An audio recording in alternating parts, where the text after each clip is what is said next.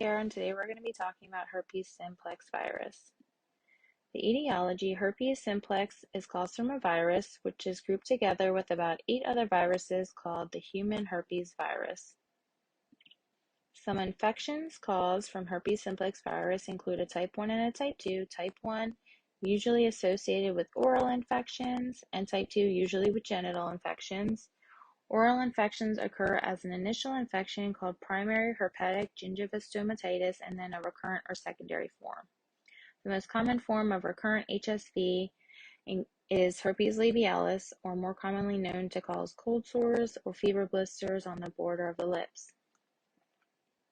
Some types of infections caused from the herpes simplex virus also include herpetic whitlow, which is when the virus infects the fingers, can also infect the eyes, and also infants during delivery, called neonatal herpes. Neonatal herpes can cause neurological damage and even death to the infant. Both HSV1 and HSV2 can cause either oral or genital infections. How is this virus contracted? Both type 1 and type 2 are contracted through direct contact with someone who has the virus.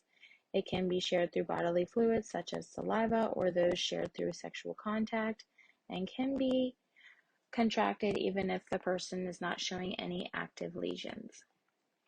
Some signs and symptoms of the virus for type 1 and type 2 include painful ulcers on the border of the lips, in the mouth, or on the genitals that can take 1 to 2 weeks to heal. Flu-like symptoms, burning or tingling in the area a few days before the ulcer appears, swollen lymph nodes, and the symptoms are usually most severe during the first or initial outbreak. Here are some photos of herpes simplex virus, including herpes labialis on this top picture here. What are some treatment options? Unfortunately, the virus itself is currently incurable. However, there are medications to help treat the symptoms. Antiviral medications such as acivavir can help reduce the frequency of outbreaks and the severity and length of the HSV symptoms.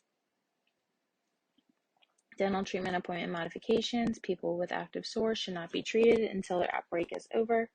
That's because the lesions are often painful, making treatment uncomfortable. The virus is highly contagious, especially during the vesicle stage, making it a risk of infection to the clinician, and the aerosols during treatment make the risk of spreading the virus to other areas of the patient's face, including the eyes. Prevention: healthcare workers should always use proper PPE during physical examination, including gloves and glasses. And if sexually active, Created using Powtoon.